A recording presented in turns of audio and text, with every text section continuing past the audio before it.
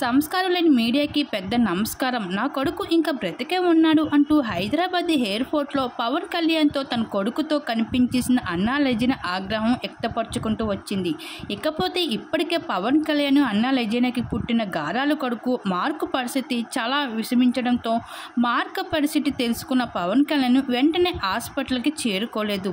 ఆ విషయం పైన అన్నా లెజిన ఎంతగానో ఫీల్ అవుతూ వచ్చేసింది.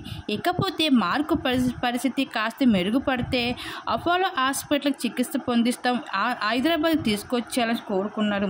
ఇకపోతే హైదరాబాద్ ఎయిర్పోర్ట్లో భార్య బిడ్డతో కలిసి పవన్ కళ్యాణ్ అయితే హాజరవుతూ కనిపించేశారు. ఇంకా ఒక్కసారిగా పవన్ కళ్యాణ్ చూడడంతో మీడియా వాళ్ళు అంతా చుట్టుముట్టు కనిపించేశారు పవన్ కళ్యాణ్ చుట్టూ.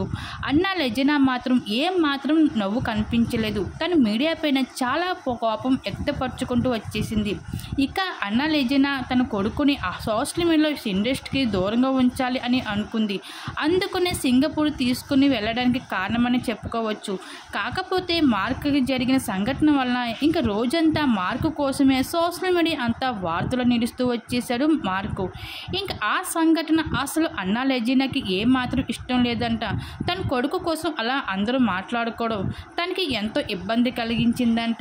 ఇంకా సోషల్ మీడియా అంతా తన కొడుకుని అయితే ఇంకా అనేక రకాల ఫోటోలు పెడుతూ ఇంకా వైరల్ చేయడంతో అన్నా లెజినాకి ఏమాత్రం ఇష్టం లేదు అంటూ వ్యక్తపరుచుకుంటూ వచ్చింది. ఏదేమైనా సరే మార్కు పరిస్థితి కుదుటపడాక ఇంకా హైదరాబాద్కి అయితే చేరుకున్నాడు.